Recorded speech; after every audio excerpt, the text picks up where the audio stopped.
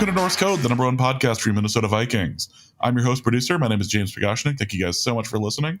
And at the other end of the tin cannon string, we have our analyst and co-host.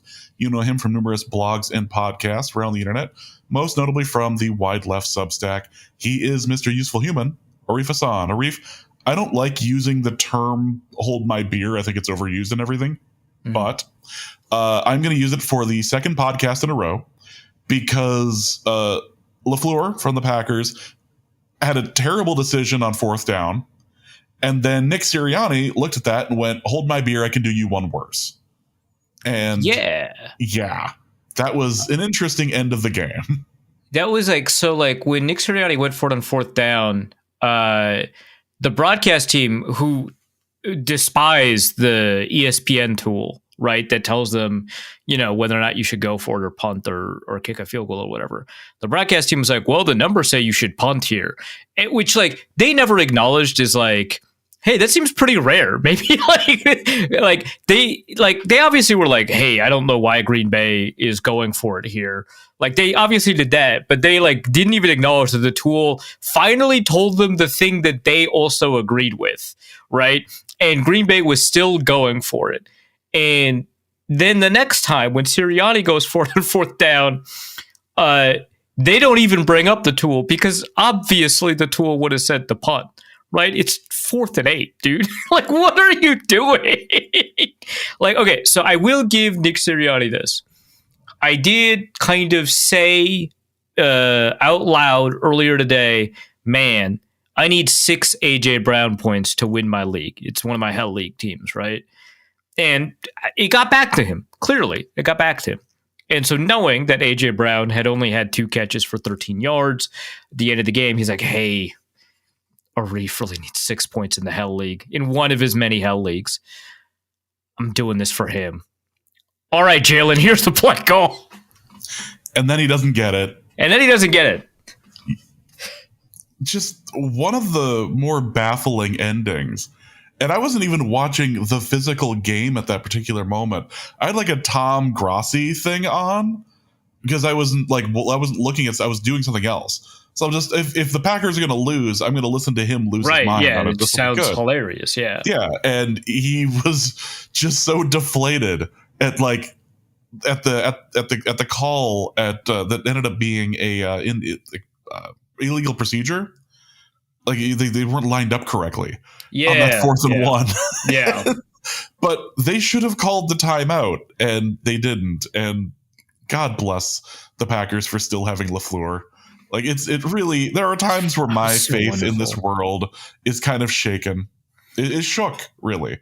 And it is reaffirmed in full when I see the Packers coach make just the worst decisions. And predictable ones, because as soon as the defensive line on 4th and 1 lined up for the Josh Jacobs run, right? As soon as they lined up,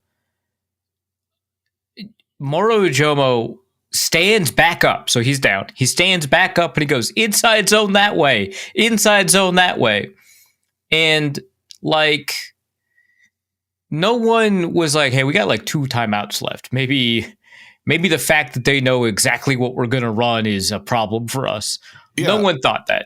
And Aaron, and let's be honest here, Jordan Love is not smart enough to do the Cam Newton thing of, you've been studying film too. Watch this. And then change it up. Nothing. No, he was like, wow, that's so cool. Anyway, hike. Yeah. We're going to hike this at shotgun for no good reason. Right. It was a tackle for loss. Good work, everybody. Remarkable. Just it's a good day when the Vikings win. It's a good day when the Packers lose. Regardless of what happened yesterday, which was not pleasant to deal with.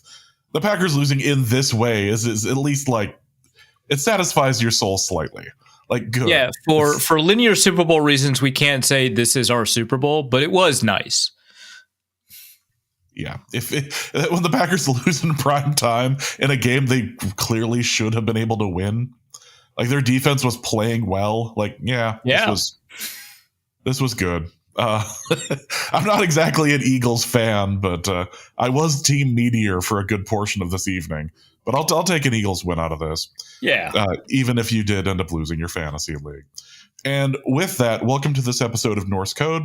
Obviously, we recorded yesterday after the game, but we wanted to give a bit of a bit of breathing room between the actual game itself and when we normally record, just so we could actually like watch some of the camera angles and get a better idea as to what exactly happened there and why the hell there were so many false starts. There's a fun little rumor that Aaron Jones is trying to start. So we'll talk about that. But before we get into any of the game stuff, welcome to this episode of Norse Code.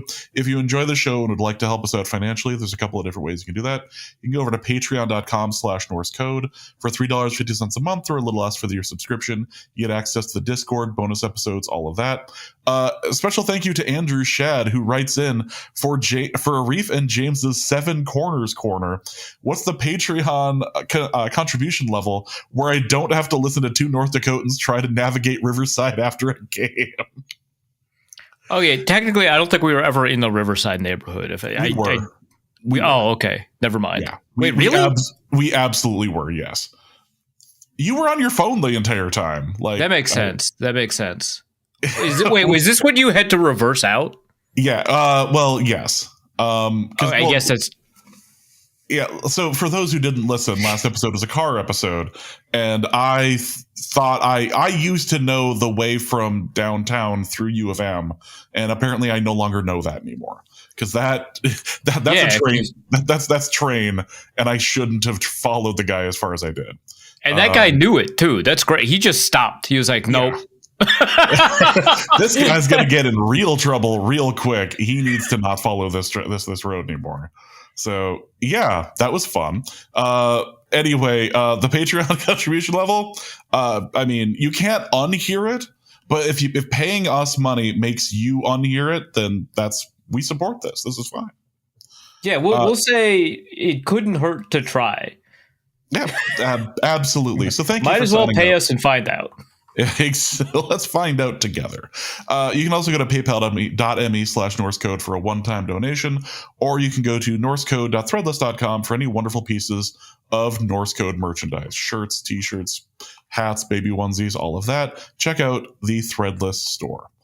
All right, let's get into the Ravens game itself. Enough time has passed where some of the stories have begun to come out about the game, including Aaron Jones, who seems to be insinuating that the Ravens defense was engaged in some dirty pool, as it were, in order to get the Vikings to be jumping off sides.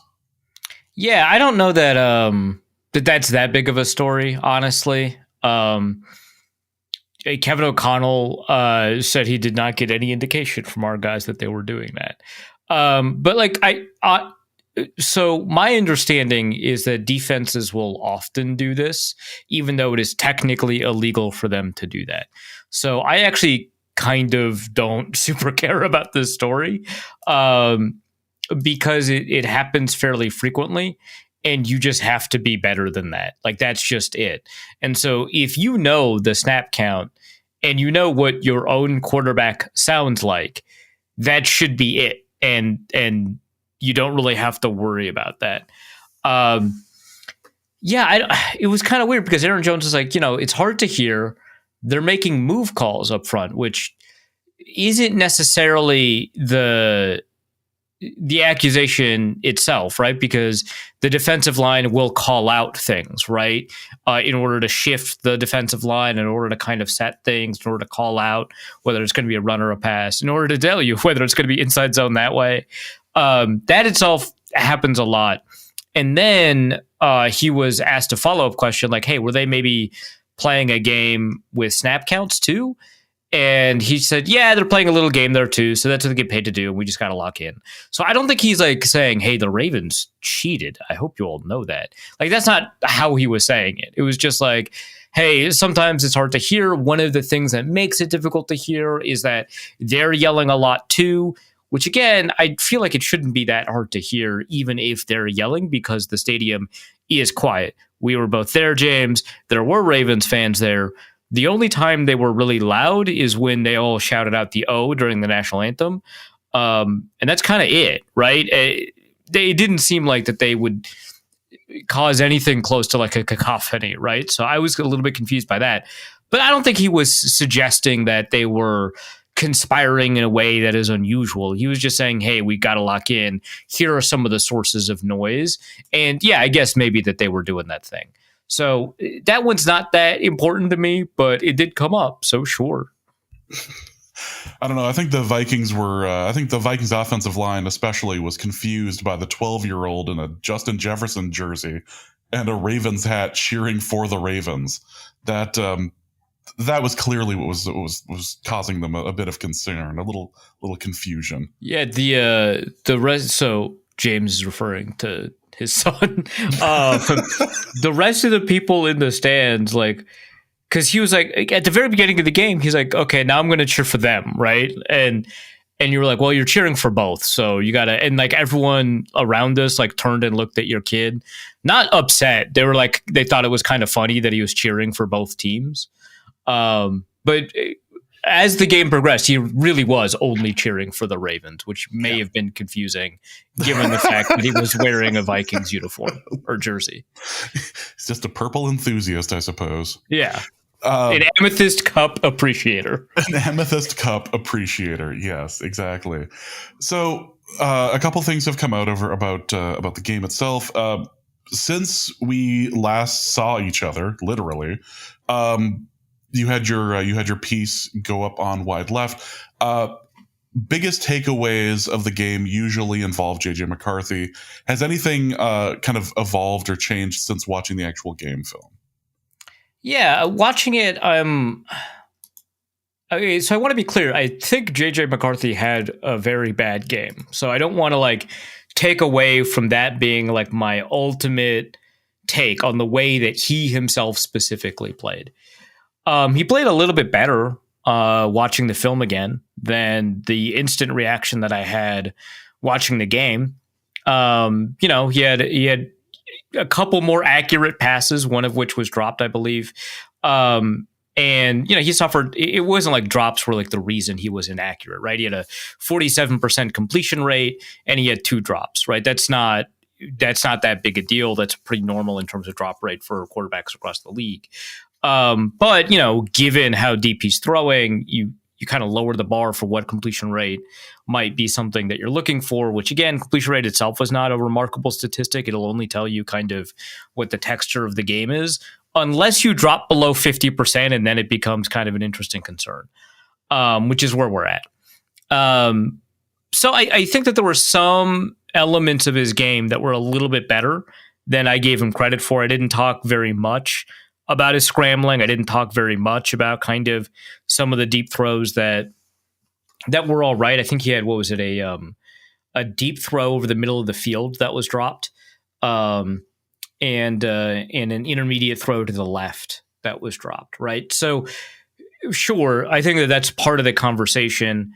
But I don't know that much changed. What I was really curious about was whether or not a rewatch would change my opinion of the offensive line.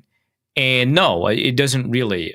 Maybe they weren't as good at run blocking as I'd kind of thought, because you see a lot of running success and you just kind of assume, well, okay, both running backs are playing pretty well. Certainly the offensive line must be run blocking very well. And the right side of the offensive line was blocking very well, along with, I think every tight end probably did a pretty good job with run blocking. Which is nice. With Josh Oliver out, you've got Urasek in, you've got Ben Sims in, you've got TJ Hawkinson taking on some blocking roles, and I thought they all did pretty well as run blockers. But from a pass protection standpoint, well, I guess from a run blocking standpoint, I would have liked to see more from like Christian Darrisaw. I guess I don't know if this is like, hey, some games are just not going to be there for you even if you're an elite left tackle, or if this is like, hey, he's still kind of recovering a little bit from being off and on with his knee. From a pass protection standpoint, I think if you counted up all of like the pressures that showed up, you would probably be upset with like Donovan Jackson or Will Fries, right? Both guards, right? And watching it, I think you can make the case that both guards, along with the center, were pretty subpar, which we did talk about a little bit in the car, right? But I think I want to reaffirm that I think a lot of that is kind of holding onto the ball and ducking into pressure and stuff like that. So I think maybe you could kind of split it a little bit more evenly than I suggested in the car between the quarterback and the interior offensive line. Left tackle, right tackle, I thought they did a pretty good job in pass protection. I was kind of worried because I do remember a big play that Brian O'Neill was the product of the pressure on that play, and it was kind of an isolated incident, so that's fine. But yeah, I'm not super happy with the play globally of the interior offensive line, but in this game, I would say that they played about at an average-ish level, which kind of, like the Ravens don't have a great interior line except for maybe Travis Jones. So sure, right, that two of their defensive linemen are injured reserve. But yeah, I think that primarily a lot of the takes still stand. I would probably slightly ramp up my criticism of the offensive line. I looked at the Jefferson stuff, which we'll talk about a little bit, and I don't think my take there has changed too much. I think that it's pretty fair to criticize how he handled that second interception, but I don't know that he played so poorly that there was like a general lack of effort from him on other plays, which is the thing that people are saying right now about him. But yeah. And Dallas Turner had like a good game aside from the one thing, which big thing. But other than that, yeah, it's a pretty good game actually. Minus the launching. That. Let's talk about Justin Jefferson, because there's been a lot of talk over the last 24 hours about this being the worst game of his career. Non-injury version of that list, I suppose. Yeah. But the lack of what's being kind of coined as lack of effort, or not chasing the interception down, all of that. It's not a super great look, but let's talk about that. Yeah, and I'm not saying that he secretly had a great game or anything like that. And I think you could make the argument that he had a poor game. I thought he had a poor game here and a poor game against Chicago. I think the drop wasn't great, right? I would say, and I was just kind of looking through PFF grades really quickly to see if I could come up with like a different answer than the one they came up with. And the one that I came up with was the answer they gave over the past 3 years, which was the Week 18 game against Detroit. He had 2 drops in that game last year, right? They do have one worse game. I don't recall it very well. It's 2022, Week 3 against Detroit. That one, they log him as having 1 drop. They log him as having only 7 yards after catch. He only had 14 yards in that game. It looks like he lost a contested catch opportunity in that game too. That's a game that's logged as worse. His Dallas game, Week 8 in 2021, is logged as worse. That's not even the game where he had the fumble. That was the game prior to that. But he had 2 drops in that game and lost a contested target. So it seems like there have been worse games in his career, but they're very, very few and far between, at least from a PFF grade standpoint. I am still upset about the pass interference that should have been called on him, or for him, in his favor, I guess is the way to say that. Deep downfield, that really sucked. And again, that's one of those things where when you're rewatching JJ McCarthy, you're like, oh, okay, well, I'm not going to hold that one against him. And that's logged as like a deep inaccuracy by PFF and the other charting organizations that you don't really want to hold against him. But yeah, I don't know. There's a lot of anger about the game, right? And I think, which fair enough, right?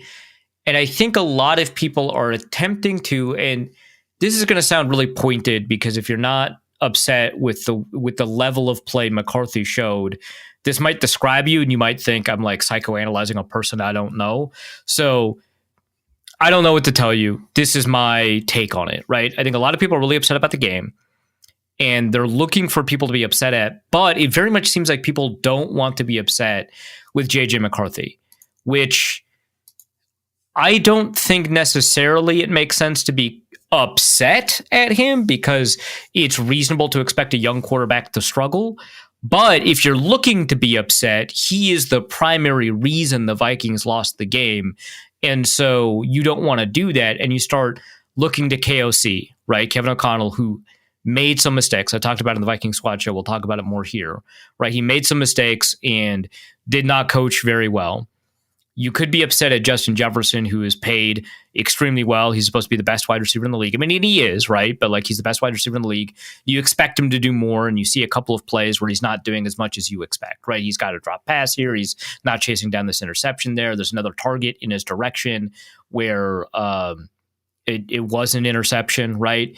And you look at that, maybe like Jordan Mason gives up a pressure, maybe you see some pressure come up the middle against the center, and you start kind of getting mad at them because they underperformed, but kind of disproportionate to their underperformance, if that makes sense. And I think that is kind of a lot of what's happening. I think there's a lot of anger towards Justin Jefferson when really, like, he had a bad game and there was a play or two where you're like, come on, man. But I don't really understand getting angry at him. I don't really get like, I don't think really there's a ton of reason to be angry at a lot of people. Upset with Kevin O'Connell, yeah, but I don't think like truly mad in any sense at anybody in this game. Just because, like, if you're not going to hold the starter accountable to the level of other starters because he's young, then the solution here is to dissipate your anger rather than displace it on someone else, right? So McCarthy didn't perform up to the level of an average starter in the NFL in this game. Many, many young quarterbacks do not. In their first time starting, in their fourth ever game, most young quarterbacks are not going to do that, right? Most 22, 21-year-old quarterbacks are not going to be able to do that in their fourth game. So if that's the standard you're holding him to, sure, I think he still underperformed that standard, but you're willing to kind of take on the lumps. But if that's what you're going to do, you shouldn't go in expecting to win these games. And if that's the case, then you shouldn't be that upset, I guess, is kind of the direction I'm trying to lead people in. If you forgive McCarthy for his mistakes, and I think there's a reasonable case to do that, then you can't expect to win games. That's kind of where you're at. And so if you can't expect to win games, then it doesn't make sense to be upset to have the losses the way that you have them. I also kind of wonder what you're asking that defense to do out there if you don't expect to win games. Like, man, a lot of these people are getting paid to get hurt for no reason, I guess. But sure, if that's where you're at, then I think being angry about where you're at is kind of an interesting place to be. We just have all this anger and nowhere to put it towards. So we're going to put it towards the nicest guy in the league. I like all indications. Yeah. Somebody had posted, well, we haven't had a wide receiver diva situation happen in a few years. We were due. I'm just waiting for tweets at this point. I hear there's truth to all rumors, but that's just what I hear. Yeah, well, there's smoke, you know. Few tweets will be more of a legacy to anyone than the wide receiver tweet. Was it Denny Carter? Yeah, I believe Denny Carter. Yeah, like few things were more accurate in this world than that. So, I mean, overall, there's not much more to say on the actual game itself. Check out the actual. I'm shilling for you now.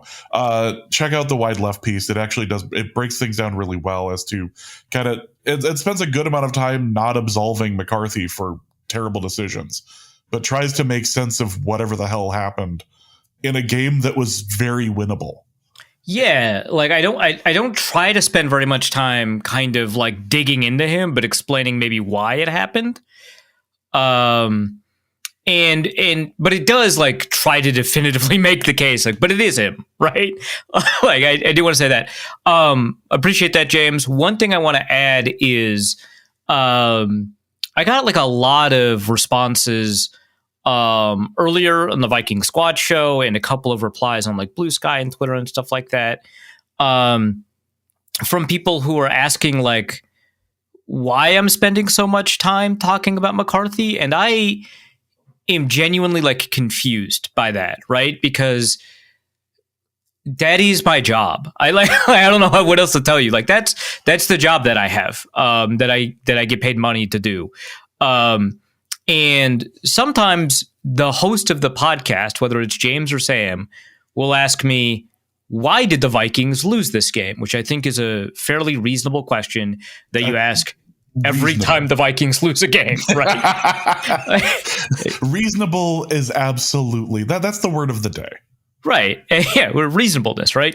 And so then I say, I think the primary fault lies with, and again, we'll talk about Kevin O'Connell in a second.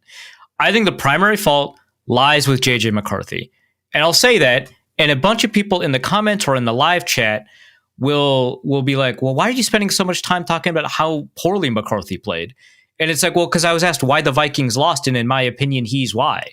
I don't know what else to tell you. Like, that's why I said that, because I think it is true. And it's not because I want to spend all of this time saying that the Vikings drafted a bust, which I have not ever said, right? I've not said that the Vikings drafted a bust. I have said the path is looking a little bit narrow at this point for him to succeed. I have said that we don't have very much information on how good he will become. The information that we have is not encouraging or positive, but there are other examples of quarterbacks who have struggled early on that have succeeded. So quarterbacks who've struggled more than McCarthy include Jared Goff and Alex Smith. Quarterbacks who've struggled, maybe not quite as much as McCarthy had, includes another number 9, Matthew Stafford, right? As well as a couple of other quarterbacks, right? But the kind of performance bin that McCarthy is in is populated by a lot of quarterbacks, very few of whom succeeded. And there are a couple of people who have even responded to my articles without reading them, which happens all the time. I'm not like that upset about it, but I find it funny, right? Because like someone is saying like, hey, check out this article that Arif wrote. It says that it seems pretty unlikely that McCarthy will succeed based off of kind of the available information that we have right now. And someone will respond with, he's comparing a 4-game sample to a 16-game sample. And, you know, if that were true, that would be a pretty useful indictment of my analysis, but I'm not doing that. I think I make it very clear that I'm not doing that. I'm taking a look at the first 4 games of a lot of quarterbacks' careers. So I really don't understand why people say, why are you spending so much time talking about McCarthy? Because in addition to him being, in my opinion, in this case, the primary reason the Vikings lost, he is the starting quarterback of the team that you follow. So I am going to talk about him. And if the mistakes he makes in this game are similar to the mistakes he made in the previous game, which I did point out, they won that game, and I pointed out he made a lot of mistakes, right? And that he got worse as the game progressed. If they're similar, it's going to sound like I'm saying the same things because he did the same things.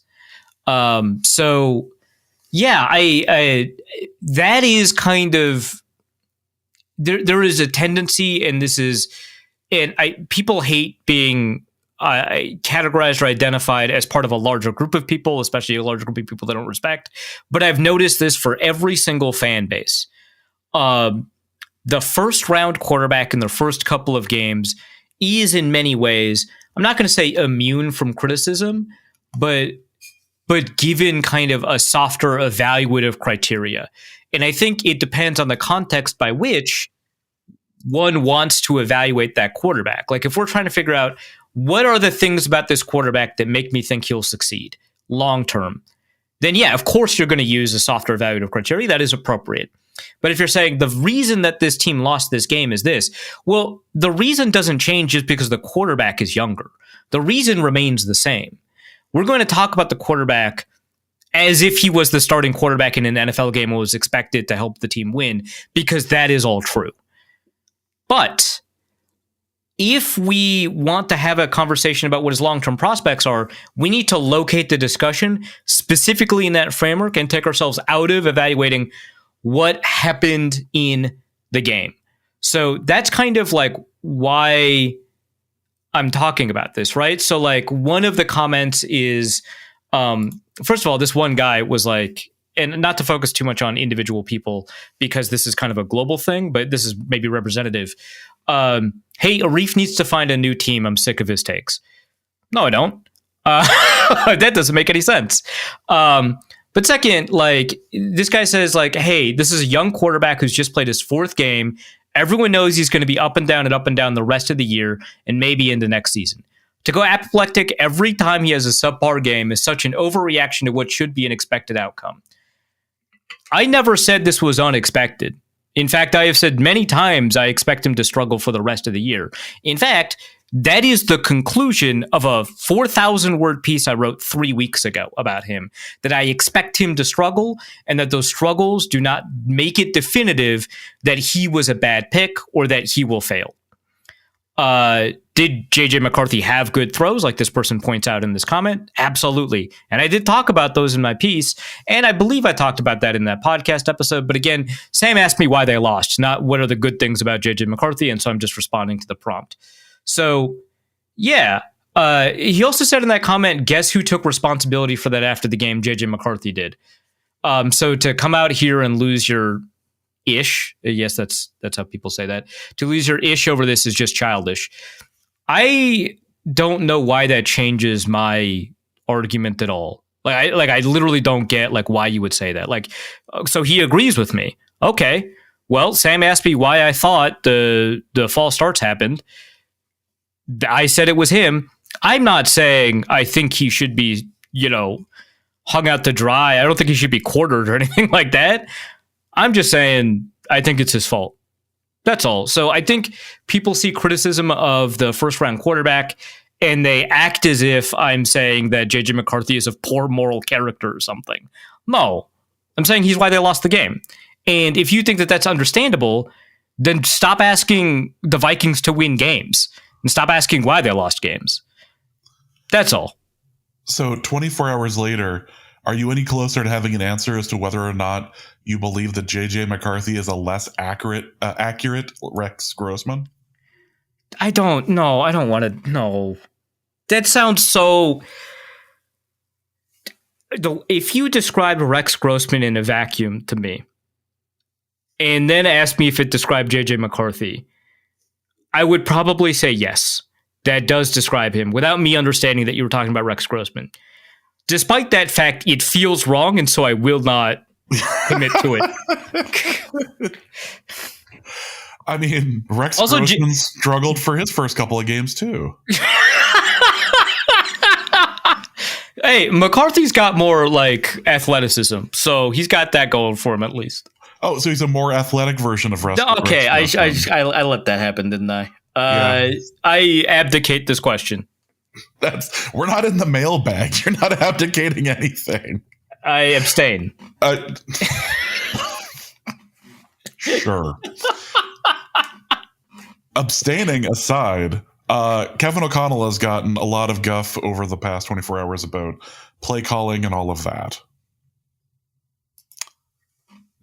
It hasn't exactly been a fun time at TCO after this game. Moving on to Chicago, you want to think that the offensive play calling anyway is going to be handled a little bit better. Yeah, I think so. I mean, so there's a whole host of things to kind of dig into here. I think one is run pass balance, and I would expect the Vikings in this situation to pass more than they run. That's obviously not what I'm criticizing, but the degree to which they're throwing the ball more than running the ball is out of control, right? Especially in short down situations. Yeah, and so that primarily appears in these short down situations where I believe the Vikings are, for the first time in a single season, I'll probably look it up in a second, actually successful in short yardage runs, assuming they have any.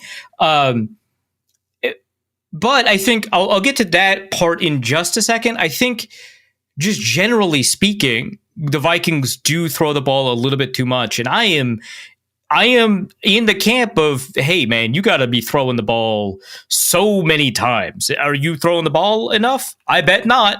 Are you throwing the ball the most in the league? I bet you could throw it more. I'm in the camp of, hey, try throwing the ball more. And when you're averaging 9.5 yards a carry and like 5 yards at a pass attempt, at some point you got to think, look, I understand that these things generally even out. But for now, let's wait until that happens. And then we'll start, throwing the ball a little bit more. That's like, so I'm trying to take a look. So the Vikings have run the ball, 13 times on third and short, or third or fourth and short. So they've run the ball the second least in third and short situations. Despite that, they generate a first down on 70% of those runs, which is actually one of the lower ones in the league. Like that is technically a lower success rate. It's slightly below average in terms of success rate than the rest of the league. When you take a look at when they're passing the ball, how often they're successful passing the ball in those situations, they're dead last. 17.7% in EPA-based success rate, which typically just means conversion success rate, because it's positive EPA, the situation you're in, and then when you fail to convert, it's suddenly negative EPA. So that is a negative EPA play. So this is functionally first down rate. So you go from 70% in a small sample, admittedly, 70% to 17%. You are reading everything the wrong way. The small sample will probably actually trend up instead of down. The Vikings are more likely to regress to increase their first down rate on third and fourth and short instead of decrease it, because the average in the NFL is 72% and they're at 69 nice percent. But 17%, that'll probably also regress positively, but not to 70%. What are you doing? So yeah, in short yardage, they're not running the ball enough, but I think globally they're not running the ball enough. And that really hurts for me to say as somebody who loves passing the ball, but they clearly are just not doing it that often. And I say that knowing that the Vikings played most of this game down, a lot of it by 2 scores, right? And still thinking that they weren't playing with the game script the right way, because even like I can even just take a look at the halftime splits, but even through like the first half, it felt like they were throwing it too often and not running it enough. So they had 15 pass attempts and actually 17 dropbacks, I should say, because 2 of these rushes are JJ McCarthy, and I don't believe there were any designed runs in this game. I think they're all scrambles. So 17 dropbacks to 7 rushing attempts. And at this point in the first half, the running wasn't phenomenal, right? Their success rate wasn't super high or anything like that. But like you got to do it just a little bit more, and especially in short yardage situations, especially in red zone, because if you're the kind of coach who wants to optimize or maximize the positive EPA play, right? You know that throwing the ball generates more EPA per play than running the ball, right? If you know that in a global sense, you should also know in a specific sense that running the ball in third and short and inside the 5 is generally positive EPA. So you should at least try and do that. But also, like, there is something to the fact that you've got the youngest quarterback in the league or thereabouts, and he's not having a good time. He's just not. So you should probably run the ball at least a little bit in order to kind of relieve that pressure from play to play. Plus, I mean, the offensive line generally likes to run the ball more than pass the ball, give them a treat every so often. So that is a problem, right? The global run-pass balance, even once you account for game script, and the specific situational choices to run the ball. The issue is every individual choice to throw the ball is pretty defensible, right? It is kind of at this tracking level, this large level that it doesn't, right? So the Vikings beat reporters asked Kevin O'Connell after the game if he regretted his decision or something along these lines to throw it on 3rd and 1 when McCarthy threw that pick. And that was a pick where Justin Jefferson fell down. So that's like one of the plays where I don't even really criticize McCarthy too much for, right? Like, there are other plays where he played worse, and that first pick I think is more him than Jefferson. But this one, McCarthy threw the ball before Jefferson gets his feet tangled up. So there's no way he could have even known, right? And O'Connell says something that I think is accurate, right? Which is you see Justin Jefferson one-on-one against zero, which I said on the Viking squad show, I didn't think it was zero. And then I double checked, or I guess I should say triple checked, and it was. So great. The head coach of a football team knows more about this than I do. What a shock. But whenever you see Justin Jefferson one-on-one against zero coverage, you want to throw it up. And yeah, I think he's right. The one thing is if you are going to throw the ball, especially on a deep shot, on 3rd and 1, you better try to convert on 4th down. You better go for it on 4th down. Probably especially a run. Now we don't know what's going to happen because it ended up being an interception, but this is also like the most 4th down averse team in the league. And that's not an exaggeration. This is not me saying it feels like, they don't go for it on 4th down, nearly as much as they should. They are the team that, as of 2 weeks ago, I should say, when I last saw the stat, kind of going around on social media, that has attempted to convert 4th down less often than any other team and has lost the most in terms of expected points and in win probability by their decision to either punt or kick a field goal, usually punt, because they don't tend to lose that much win probability when they decide to kick a field goal, or they have kicked some field goals on 4th and 1 when maybe they should have gone for it. So I don't really feel okay. So I just looked up the newest numbers. They are now the 3rd most 4th down reverse team in the league. So they've improved.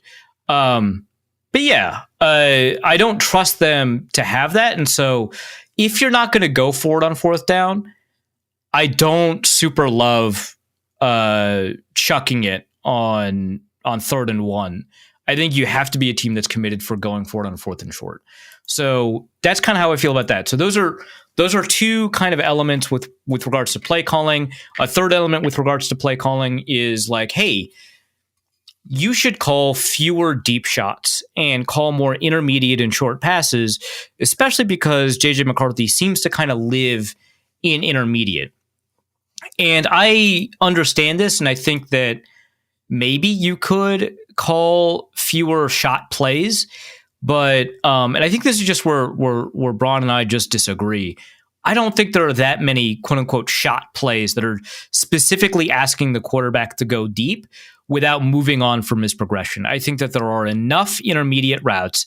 You could do a little bit more, but there are enough intermediate routes on the plays that are being called that are not out of the norm for an NFL offense, where it is on the quarterback to move from deep to intermediate to short and just get through his progression. He just needs to get through his progression. I don't think the play calling is forcing him to go deep. I think there's a reason that when you look through all of the Vikings quarterbacks that have played under Kevin O'Connell, that McCarthy doesn't just pass the ball the deepest. He passes the ball deepest by like a country mile. He doesn't just hold on to the ball the longest. He holds on to the ball by like 0.2 seconds longer than anyone else. The one exception is Joshua Dobbs, and we know he held the ball on like too long. Obviously, he did stuff that wasn't in the offense, but we can recognize that because he's moving around a lot.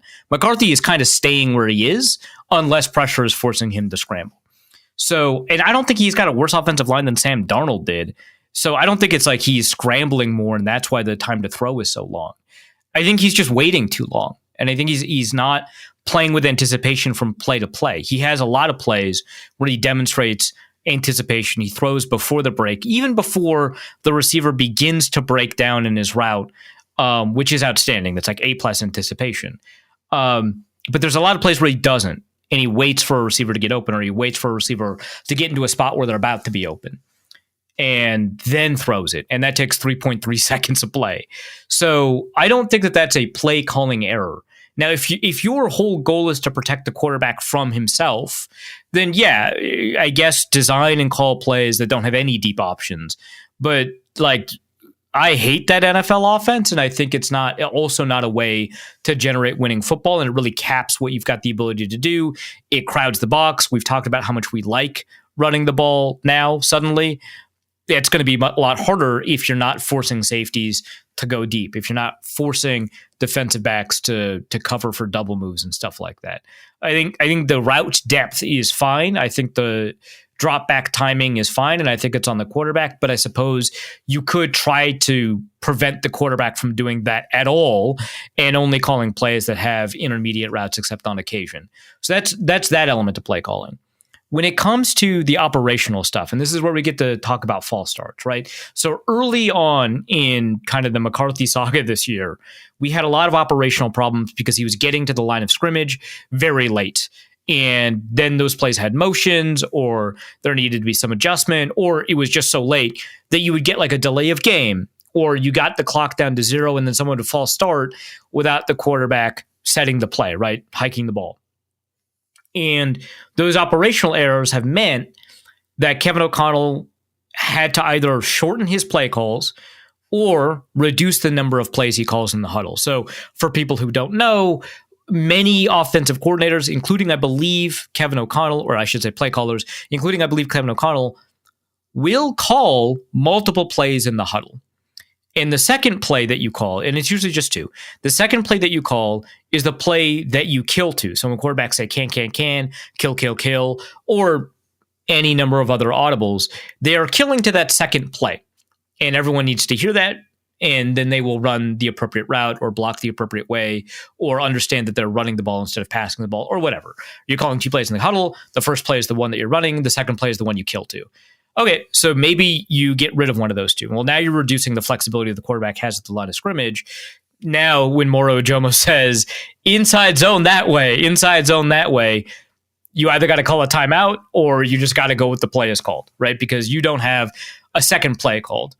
Now, you can get around that too. You can have like 5 or 6 hurry-up plays, but now you don't have a hurry-up offense where you've got one-word play calls, one word that stands for a giant play call, and you can call that at the line of scrimmage instead, which reduces your ability to go hurry up, no huddle at some point in the game if you need to do that, but fine. And you can designate a color. So this was really common in the early 2000s. So quarterbacks might, you hear quarterbacks say like blue, white, green at the line of scrimmage, especially blue. Very often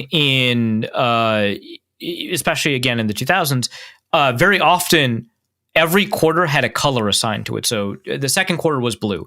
So the quarterback might say red, and then say a play. And because it was the second quarter and that quarter's color is blue, there is no play change. You're saying red to throw off the defense. And you say red, then you say the play, then nothing. Then you say yellow, the play, then nothing. Then you say blue, and then the play. And it turns out that was the color that quarter or whatever. Then that's the real audible, right? So that might happen. You could do that for your hurry up, no huddle play calls. Either way, you've taken a tool away from the quarterback. Okay, so you do that. Maybe that's what happened. Maybe there's only one play called, or the plays are shortened or whatever. If that's the case, there is a little bit more of a cognitive load on the quarterback because the shorter you reduce the play call, the fewer tools you have to identify the individual elements of the play call, because the reason play calls are so long is because they give you the assignment for every single player on the play. So you've got your formation, you've got your adaptation to that formation. So it might be a nasty split. So you could be like gun, right, twins, flex, nasty, and that brings everybody in closer to the line of scrimmage or closer to the offensive line. And then you've got the individual routes on each play or the individual route concepts on each play. And then because those are really typically only for 3 receivers, then you have the individual route names for your 4th receiver and your 5th receiver. And then you have the protection, right? That's why play calls are so long, because you're doing all of this in the huddle with your play call. If you reduce the size of the play call, you're reducing the number of plays you can call, because now you can't call different routes against different concepts because you can't call out the individual routes. Or you're making it so that the quarterback has to remember a whole host of play calls instead of just having to remember all the route numbers and the route names. Like, it's easier to remember the 20 different names you might have for a route and call those out and visualize what that looks like than memorize 800 different combinations of those 20 routes for all of those plays. And so now you're either reducing your play volume or you're reducing or you're increasing the cognitive load on the quarterback, right? Okay, whatever it is that you did, now you've done that. Now you're at the line of scrimmage. That seems to be what happened. Some element to get McCarthy to that line of scrimmage sooner. When that happens, McCarthy has to be very clear about what the snap count is, either in the huddle or at the line of scrimmage or something. You have 8 false starts, 3 of them on the right tackle, 1 or 2 of them, or 1 of them on the left tackle, 1 on the quarterback, 1 on a tight end, 1 on a receiver, and then 1 that wasn't called because it happened at the same time as another false start on the left tackle, right? That is not anyone else's fault but the quarterbacks. If it was just the offensive line, I could see that maybe that's on the center, right? But it's everyone, right? And for some reason, maybe he's not yelling loudly enough, maybe he's not enunciating clearly, I don't know. But the other offensive players are not hearing the same thing when they hear the play call, which was mentioned during the Detroit game, by the way, by Tom Brady. Like, he was like, hey, maybe Jalen Naylor heard 15 instead of 14 or whatever. Or Jordan Mason heard 15 instead of 14 or whatever. Someone's not hearing the play or the snap count or either or both. And that has to be on the quarterback. Now, you could simplify it, and that could be on the head coach, but now teams are guessing your snap count because it's too simple. They're guessing your snap count because you always go off of 2. Right? Or you always go off of easy, or you always go off of right away, right? Now you're boned. Now your offensive line is on the back foot. There are so many ways a head coach or a play caller could simplify or reduce the areas of error for a quarterback. But every way that you do that takes something away from your toolbox. The more you simplify an offense, maybe the more you can lighten the load for the quarterback. Maybe the more you can reduce complexity and confusion for your receivers and your offensive line. But the more tools you take out of your own toolbox. And every offensive coordinator and every play caller has to make these decisions because you can't have an infinitely complex offense just so it can be infinitely flexible. That's impossible, right? You can't do that. But you can't have the world's simplest offense either.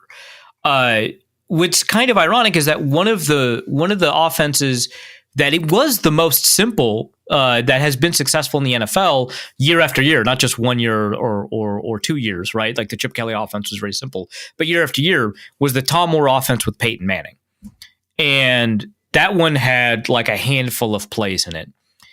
But at the same time, Peyton Manning was known as this remarkably and fairly, right, remarkably cerebral quarterback that could handle a lot. And within the simplicity of the offense, there was a lot of complexity and nuance installed. So you might only have 20 plays, but the receiver running that route on one play might have 7 different ways to run that route based off of what Peyton Manning wanted, because there needed to be flexibility to attack different leverages and coverages, right? And so that simple offense had a lot of complexity layered into it. So I think that the more we talk about ways that Kevin O'Connell has to adjust for his young quarterback, A, the more I think we're ignoring that he has done that a lot. But B, the more that we should acknowledge that restricts the offense in terms of what it can do. And that is the quarterback's fault. Now, maybe he can't help it because he's young, or maybe he doesn't have the talent. Maybe he's not smart enough. Maybe he just needs more experience. Maybe he can't help it, right? I'm not going to blame the quarterback in the sense that I think he's morally culpable, but I am going to say the lack of ability, whether it's cognitive, whether it's experiential, whatever, the lack of ability at the quarterback position is why this is happening. So O'Connell has to adjust, but there's only so many adjustments that you can make that will solve this problem, and another problem might pop up, right? So you have solved the multiple play calls in the huddle problem. You've solved the problem that allows you to get to the line of scrimmage faster, right? Okay, great. Did that introduce a new problem that made false starts more likely? Maybe. If that is, then now we're playing kind of a tug of war. If it didn't, now we've got a new problem to solve. And we're saying O'Connell can't keep putting out it has to keep putting out these fires, but we need to realize you can't put out every single fire as a head coach or an offensive coordinator. And so there are a lot of things O'Connell, and I still think there's more he has to do to adapt, right? I'm not saying that like we've reached a stopping point in terms of how much he has to do. There's more he has to do in order to adapt and find a way to call better plays or figure out the operation better for McCarthy. But what I'm saying is the reason he has to do that is because the quarterback's not talented yet. Maybe he will be more talented going forward, right? But he's not there yet. And we're blaming O'Connell for that. And yeah, maybe O'Connell picked the quote, but that's a talent evaluation question, not play caller or head coach or whatever question. There's probably more he can do, but I think pinning everything on him in terms of all of these problems overestimates the amount of influence that he can have when he's restricted by what's going on around him. So every time you make a decision, you're taking something away. Make a decision to simplify, you're taking something away, and they've already taken a lot away. So should he take more away? I guess, but the offense needs to have tools. And this is the final bit I'll say about this element right now. Forno was talking to me about, and I've mentioned this before too. Tyler Fornes, writes about the Vikings for A to Z Sports, used to write about for Vikings Wire, was talking about how the offense doesn't have a lot of answers to pressure. And he doesn't mean answers to like when the quarterback's pocket is disrupted, but rather to blitzes, like when the defense, quote, sends pressure, right? And this is a problem in like the Eagles offense too, right? It's not like some good offenses have this problem. Good aside from what we just saw. Which is that when the blitz comes, you need to have an answer to that blitz, which is not just protection, right? Like a lot of times in offenses, a receiver, usually like the tight end, will vacate their route to enter the space of the blitzer, and they'll be hot, right? They're the hot route. So a blitz comes, the receiver breaks off the route early because pressure means you have to speed up your process, and the quarterback knows, hey, I've got to throw hot, so I'm throwing to my hot route. And you do it quickly, and both the receiver and the quarterback know that, you know, the tight end who was going to run a seam route is now running a choice route, and he's breaking it off after 3 steps, and he's going inside because a linebacker blitzed, he's going to be open there, and now you throw to that. That's the answer to pressure, right? That's a hot route. This offense doesn't seem to have that, right? And the reason for that might be because we're trying to simplify the offense and reduce the amount of complexity. And so you're taking tools away like that one that might make McCarthy look worse against the blitz. And then next week, we'll be saying, the Vikings are really bad against the blitz. Why doesn't O'Connell have hot routes in it? Well, it's because they had 8 false starts the week before, right? It could be like, hey, all of these motions, and the Vikings motion at a league average rate, so I don't think that they do it a ton, and they motion at a league average rate in this game. All of these motions make it really difficult to communicate, and that is increasing the likelihood of these false starts, which was mentioned after the game, I believe by O'Connell. It could have been also by McCarthy, but someone mentioned after the game that all of these motions increase the likelihood of false starts. Well, we know that one of the ways to increase at a global level, increase quarterback performance is by having pre-snap motion. Now, the way the Vikings use motion doesn't necessarily accord with that. There's not a ton of evidence that says pre-snap motion, which stops before the snap, results in this. It's usually pre-snap motion during the snap that results in this increase in play. But these motion indicators allow McCarthy to identify the coverage and the leverage. And they also create some matchup advantages. And if you take that away, now you're taking away a diagnostic tool that McCarthy has, and you're taking away some leverage tools that'll erase some problems that are caused by quarterback inaccuracy. And so next people are going to say, hey, there's no motion in the offense. It's because they had 8 false starts and you wanted them to fix it. So yeah, there's stuff O'Connell can do to make it easier for McCarthy to prevent this specific problem. But what new problem does it introduce? What tools does it take away? What are we talking about? The problem, and Kevin O'Connell has a lot to improve, from game management to play calling to getting an understanding of when to challenge, when not to challenge, to like run pass back, there are a lot of problems he needs to resolve. I'm not saying that he's coached very well this year, but he is constrained by the ability of the quarterback. A choice he made, that is a criticism, but that I think is in a different category of criticism than when we talk about his game management or his game planning and stuff like that, which is just really interesting because you talk to Sam Darnold, you talk to Daniel Jones, and they talk about how much preparation and planning and adaptation Kevin O'Connell does for his quarterbacks. Joshua Dobbs said the same thing. Like that, and that's what they say when they're playing, when Darnold's playing for the Seahawks or Daniel Jones is playing for the Colts. Like, what did you learn from Kevin O'Connell? And it was all of that. And I don't think that suddenly became untrue. So I think there is a little bit more to what Kevin O'Connell does as a coach that I think a lot of people are intentionally overlooking, so they can prevent themselves from being mad at the quarterback. So let's get into the mailbag. We've got a couple of questions that we're going to go through, and let's start with Kenneth Allen, who asks for Arif's false start corner. What explains the false start problems? Is it the cadence causing the issues? We kind of tackled that. I enjoyed that. It's such a well worded question, and yeah, I don't know what's causing the false start issues, but I think it's most likely the quarterback. And I think one reasonable explanation is not necessarily J.J. McCarthy's cadence, although that could be it, right? It could be that when he's relaying the snap count, it's not clear or loud. Or it could be the cadence and it's unclear what his cadence sounds like to the rest of the team. So I don't know what it is. I think it is most likely the quarterback. It could be Kevin O'Connell, in which case, mea culpa, right? It could be Blake Brandel, in which case, not mea culpa. I think he's very bad. But I think it is most likely the quarterback. Oh, next question is from the 14-yard line that tackled Danny Dimes. Great username. When he's running, he's Vanilla Vic. So, well, yes. For Arif's late 90s, early 2000s Disney movie corner. Outstanding.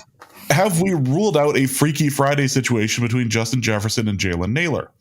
If so, have we ruled out a Parent Trap situation between Justin Jefferson and his recently discovered long-lost twin brother?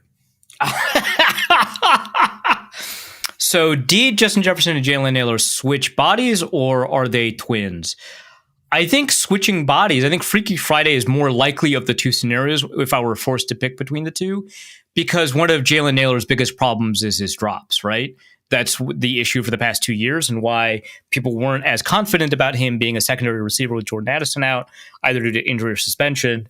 But he's fast, he gets open. That's kind of not the issue. It's the drops primarily. Now, he doesn't get open as often as Addison or Jefferson, but sure. But in this game, he got open a ton. He caught the ball a ton. He seemed to have a good sense of where the ball was going to go. He demonstrated really good ball tracking. That's a Justin Jefferson special, his ability to track the ball in the air. Let me say that part again, because I just screwed that up.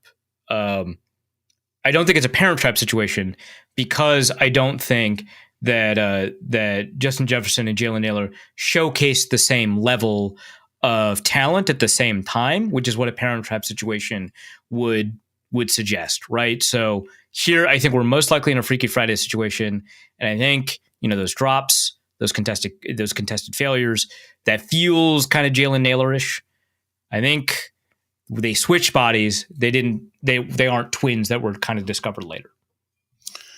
Next question is from Rock NHL, who asks, thoughts on Judd Zulgad calling for Kevin O'Connell to relinquish play calling duties? So I haven't seen or heard the clip where Judd calls for that. So I don't know what his reasoning is, but were I to come up with the best reasoning for it, I think I would probably agree, or at least think it was a worthwhile take worthy of exploring, which is maybe, well, first of all, I don't want to say what is Wes Phillips for, because I've talked a lot on this podcast about what offensive coordinators do when they're not play callers. We've talked about this at least 2 or 3 times. So I don't want to say what is Wes Phillips for, but I think you should trust him at some point to do kind of in-game calling. Because one, there are a lot of game situations where Kevin O'Connell doesn't seem to be fully engaged or performing very well. He's not a very good 4th down decision maker. He doesn't seem to be very good at challenges. He used to be really good at clock management, and now it doesn't seem like he's quite there clock management wise. And And he's being asked to talk about kind of the whole team, and sometimes doesn't seem to have like a full understanding of what the defense is doing.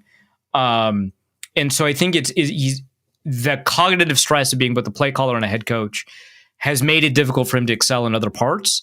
And it's really difficult for him to focus on individual items that need his attention. And so I think that generally speaking, he is a good play caller. But we're not seeing that this year. And so if he can't do that, if he can't be the good play caller that the Vikings kind of need him to be, then there's not much use to him continuing to be a play caller. And you've got somebody that should be intimately familiar with the way that you call plays in Wes Phillips. So I think it's a reasonable take. I don't think it's automatically the case that Wes Phillips would be a good play caller, but I think it's reasonable to consider this option. Next question is from Raul, who asks, you can only pick one. What's the better team decision, extending Addison or extending Naylor? Okay, this is just... Naylor had a great game, an outstanding game, 124 yards, 5 catches. But this is like just recency bias, right? Like, Jordan Addison is so good. He's so good. Naylor is outperforming where he was picked by a substantial margin, and that's great. And you're not dealing with some of the off-field stuff when it comes to him versus Addison. But Addison is just a much better player. I know that this question is not asking if one is better than the other necessarily, because Addison is going to cost more than Naylor is. And if you could only pick one, would you want the value of Naylor or kind of the talent of Addison? And I think, hey, we're all kind of committed to this idea that the Vikings, maybe the season isn't there for McCarthy, and maybe it is. Maybe he turns it around really quickly. But in either case, if you want to kind of develop him long term and take advantage of where he's going to be next year, which I was going to call year 2, but year 3, whatever we want to say, we want to take advantage of kind of an expected leap in performance. I think you want to have the better receiver, and I think you're comfortable paying for it. So I would say extend Addison. Next question is going to be from Eli, who asks, for Arif's NFL corner, has anyone ever tracked what individual player has tackled another individual player the most times over a career? My best guess would be a division matchup between a longtime linebacker and a longtime running back. So I played around with ways to look this up. So I went through True Media's lookup. I went through StatHead's lookup, both really excellent tools. And there wasn't a way I could immediately figure out how to do it, right? I couldn't find, tackler ball carrier pairings, right? And so I kind of gave up on this question, and then James was like, hey, this question kind of needs your attention to do research before the show. And I told him, I looked around, I couldn't find it. I was looking all throughout Monday Night Football on my very legal stream that I wasn't watching on YouTube TV. It was so legal, you wouldn't believe how legally appropriate my Monday Night Football on ESPN stream was. Exceptionally legal. Right. Yeah, for sure. We are IP respecters on this podcast.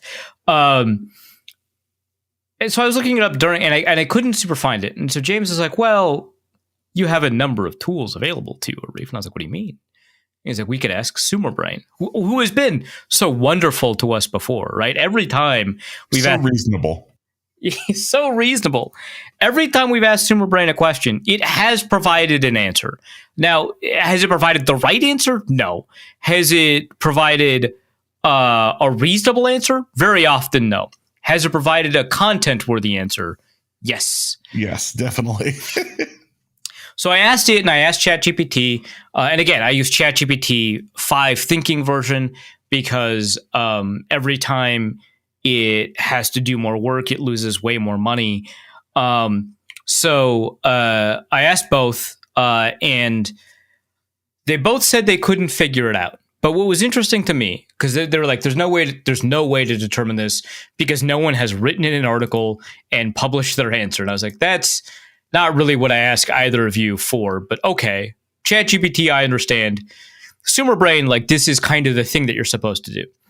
Then it gave me so Sumerbrain then gave me a link to GuinnessWorldRecords.com to tell me who has tackled the most times in an NFL game. Who has the most tackles recorded in a single game? Tied, by the way, by Luke Kuechly on December 22nd, 2013, and David Harris on November 4th, 2007, according to Sumerbrain, according to Guinness World Records. Now, I didn't actually click through the link, so I don't know, but I'm going to guess that it says that. Who's to say? Regarding single season records, Hardy Nickerson holds the record for the most tackles in a season with 214 tackles. So that's what it says. ChatGPT gave me another useless answer, but at least it was slightly less useless, which was, hey, if you download all of the play-by-play from the late 1990s on, you could probably figure this out. And like that is like technically true, my guy. If I were the kind of person who regularly pulled every single play of every single game since the 1990s, if this was a thing that I felt capable of doing, I would have already done it. And I know that I cannot do it. And you know why I know I can't do that? Because if I just take a look at the number of tackles, just any play where someone recorded a tackle, there would be 17,716 plays I would pull this year. And I know so many databases could probably handle this matched lookup. And I know that I can't make my computer make Microsoft Excel do it. Arif, should you get R? Maybe. I don't know. I'm done. So that's what you get, ChatGPT. Thank you for telling me how to do it in the most infuriating way possible. But at least they told me how, which Sumerbrain didn't. They were just like, hey, have you heard of the Guinness World Records? All right. Skimbleshanks the Railway Cat asks, first, what are the Falcons? Which is a reasonable question. And also, for a Reeves kick and punt return corner, when should you hold them and when should you fold them? Since apparently they had the Gambler as one of the bumper music things for the game. Okay. I love the bumper music, man. All right. What are the Falcons? I don't know. Sometimes they have an amazing defense. Sometimes, they don't.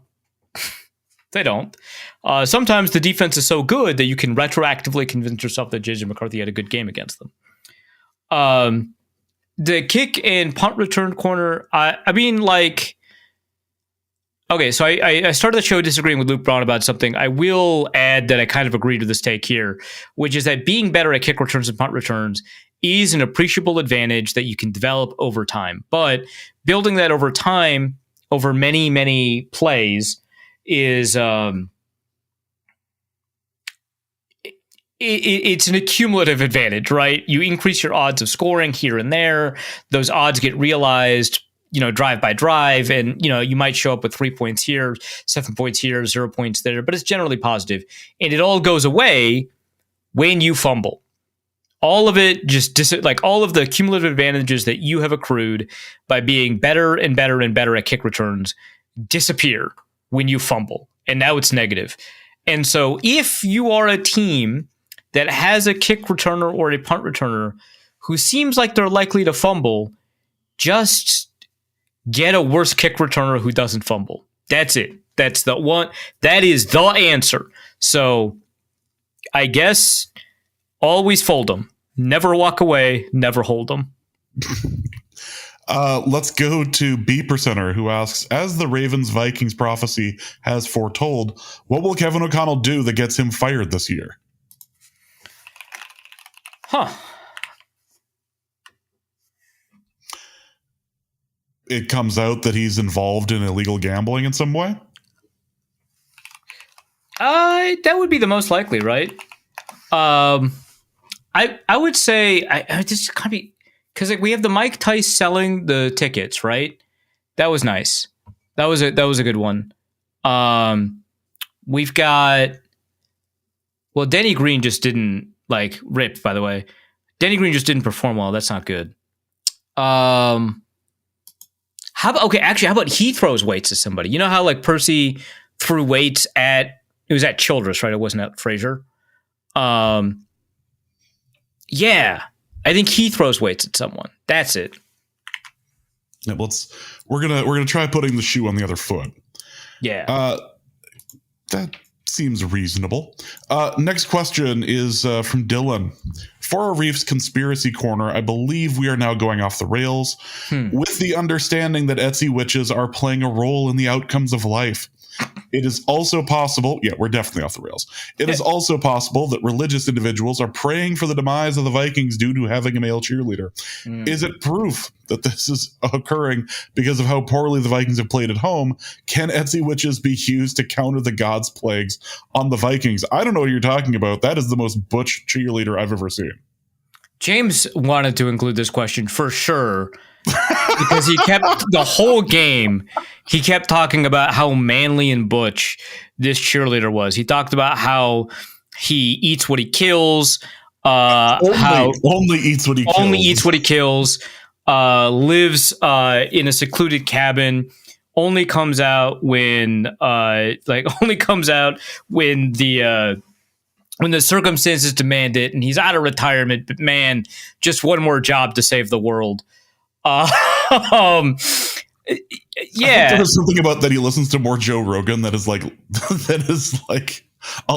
than any other person in the history of Spotify. Yeah, there's a lot going on where James is describing how manly, I should point out there are two male cheerleaders. That is important, but James is only talking about the one that went viral.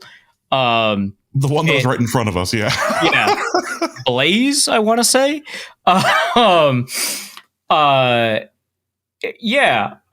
Anyway, I can Etsy witches be used to counter the gods' plagues on the Vikings?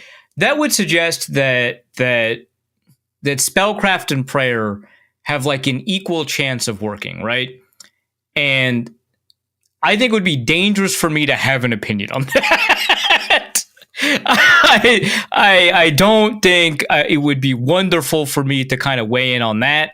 So instead, I suppose we should kind of presume that there is a possibility that this is happening, and within the context of that possibility, contract those Etsy witches.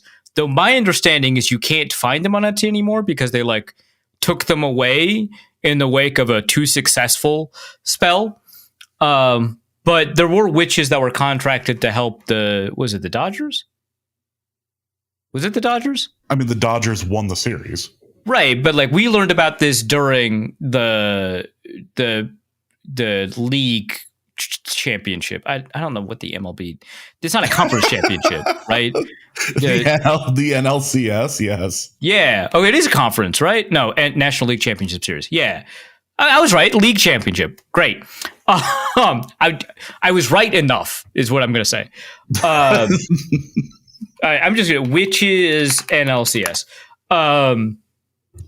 The witches at the National Theater? No, I don't want r/Broadway on Reddit. Are you kidding me? Why would I want that? I love this for you, by the way. This is what I get for like using a Google alternative instead of Google. I do have a shortcut to use Google when it frustrates me too much. Okay, that's not helping. It just is giving me Marvel witches because it thinks NLCS is MCU. Okay, witches Mariners? Is that... Okay, so the Etsy witches were the reason that the Mariners surged, and this was post the Etsy witch suspension, so they must be back in business, which is great for them. It's gonna be like Telegram witches instead of Etsy now. Yeah, well, that actually makes sense because that's where you go when you're banned off of a platform. The thing is, we don't want the TikTok witches because they caused the whole moon controversy way back, right? Yeah. So long-time listeners are very familiar. Long-time listeners, yeah. What would the keywords they need to look up for that episode be? Like baby witches? Is that it? It was the baby witches. I think I clipped that into a Christmas show. The entirety of your description of the baby witch thing, and I was slamming my head against my desk as you continued to describe it, despite the fact that I was clearly done. it was important, and then I paid for it in treble damages later. Yeah, years of questions in the mailbag about baby witches. All right, so a very, very, very, very special Norse Code Christmas 2020 clip show does include that. So, so yeah, because I googled like baby witches in Norse code, and it just got a bunch of r/Norse paganism results, and so I think maybe that wasn't exactly what I wanted. But then I did it in quotes, and I got that very, very, very, very, the last very is in all caps special. Yes. So yeah, that's what you can learn about baby witches and why we typically recommend against witches on TikTok because of this quality control problem, as it were. It sounds like the Etsy witches are outstandingly successful. They didn't bring the Mariners all the way, but like maybe you just didn't like re-up, right? You didn't like you got them to the NLCS, but then you're like, well, that's handled. It wasn't handled. You had to go back to them. So it sounds like they're very successful. So I guess it'd be the Etsy witches that you want to go to. And if their shop had closed up, obviously they'd be advertising their wares on Telegram and such. So keep track of them, see where they're going, follow them if they have to move off platform. But for now, it seems like they are available on Etsy, and go there. Yes, that. You will have to pay a price that you won't understand the true cost of for a decade. But that's yeah. Not everything you pay for will be in money. It's just the way it happens. Yeah, although you also have to pay money. Yeah. Famously. Sam Darnett asks, for a Reef's ornithology corner, since McCarthy has now lost both of his starts against teams named after birds, is it reasonable to assume that the man suffers from a deep-rooted ornithophobia? Wow, that's not even going to come out of my lips correctly. And if so, which of these would be a more effective treatment? It's late. It's a Monday night. I'm tired from the drive yesterday. I'm old now. I'm not even going to try it. That's not coming out of my lips correctly. Like that's what she said. Nope, anyway, that's just what we're. Yeah, thank you. Yeah, no problem. Deeply rooted ornithophobia. Okay. Yeah, I mean he's won against mammals, right? He won against the lions and the bears. So interesting. So Sam Darnett gives us two options here, right? A, bring McCarthy to the Raptor Center in Roseville so he can meet injured birds and develop empathy for them, thus soothing his fear with compassion. I did mention recently, by the way, that I was making fun of Solak, and he mentioned something about a barred owl, and so I asked a friend of mine who is a bird person if the bird depicted was indeed a barred owl, and it was. That bird person is somebody I see pretty regularly. They're a really great friend of mine, and they did bring me to the Raptor Center in Roseville. It's awesome. I highly recommend it. But the second answer is, I think, more of a solution here, right? So the second option that Sam Darnett said, unleashing 9 on the unsuspecting residents of a local chicken coop, showing no mercy to any birds caught in his path, and thus learning to suppress his fear with a consuming desire for flesh. As a starting quarterback in the NFL, you cannot have empathy for your opponents. And as a previous episode of ours discussed, quarterbacks need to be psychotic in order to be great.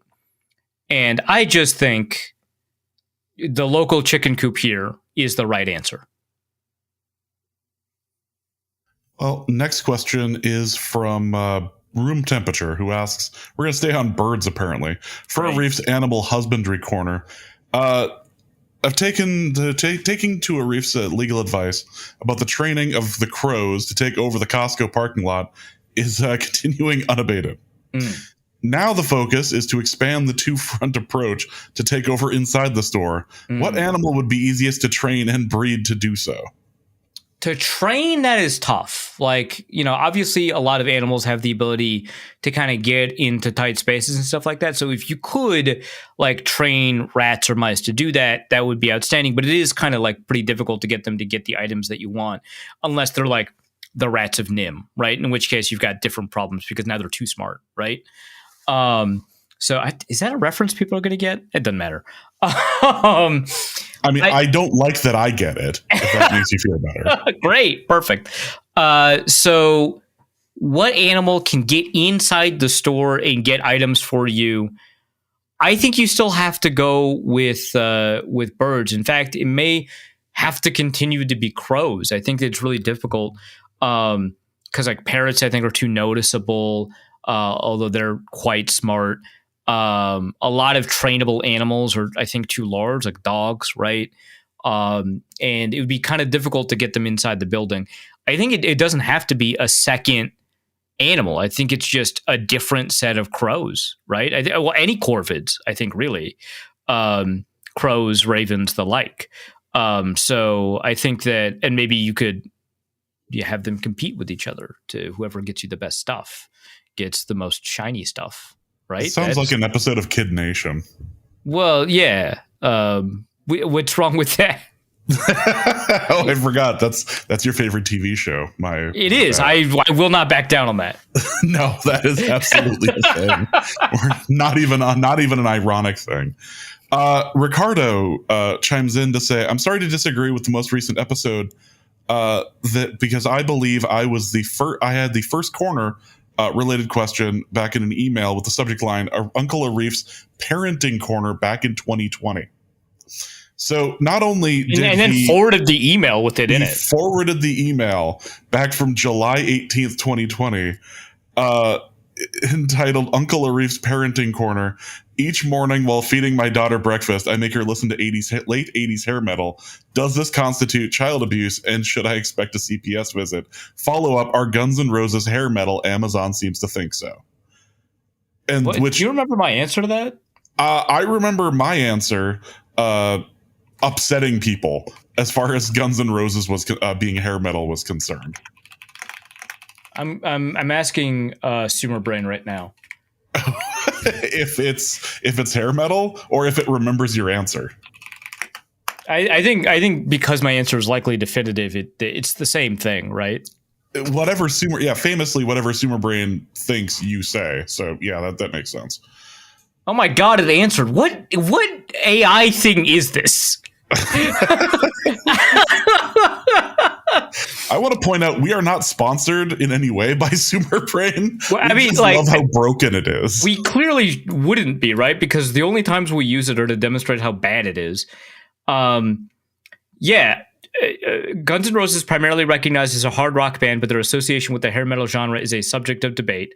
Some sources categorize them within the hair metal scene, noting their emergence during the genre's peak in the late 1980s. That's not very compelling. For instance, their album GNR Lies is listed under genres including hard rock and hair metal, but their music often diverged from typical hair metal characteristics. Their lyrics address more explicit and serious themes. I'm not going to go into them, contrasting the more often superficial themes of their contemporaries. This led some of them to classify them as the sleaze metal subgenre, which shares some elements with hair metal, but is noted for its grittier and more raw sound.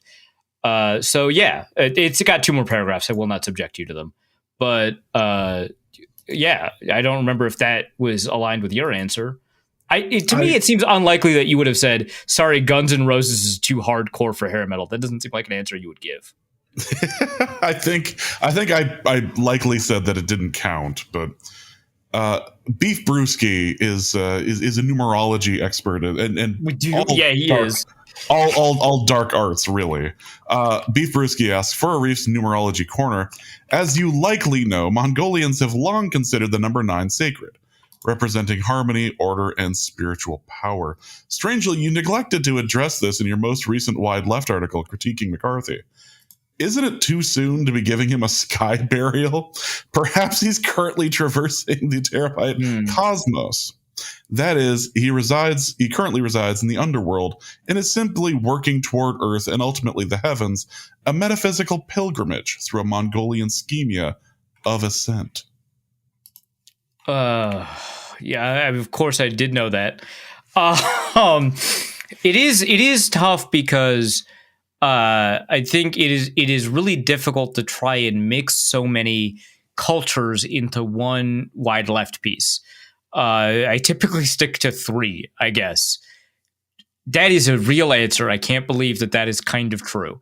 And I would say that in attempting to do a game recap piece, I wouldn't be able to do quite the service I would need to do to Mongolian culture to kind of marry them to Viking culture in a respectable enough way to kind of fold the number 9 in across multiple cultural numerology interpretations. So while what you said is definitely true, and I super knew that and didn't just Google that right now and come up with a very inconclusive answer, which is very annoying.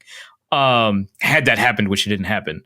I would say probably that's more of like a kind of an end of year kind of discussion than it would be something you do like midway through the season. Let's go to LeVar, who asks, for Arif's depression is a highway. The Vikings are going to ride it all life long. Corner. Is James in your car pod the equivalent of James Corden's car ride karaoke? Norse code style. I think we respect ourselves too much to compare ourselves to James Corden.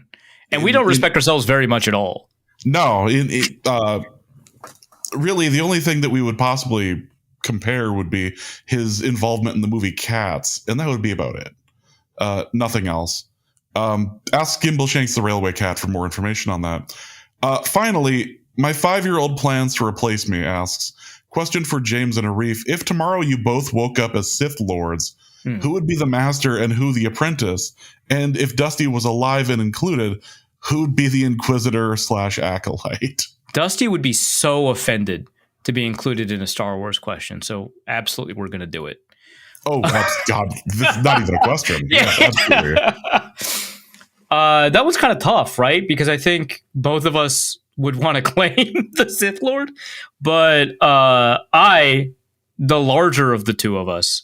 As is evidenced by pictures on social media again, yeah. Yeah.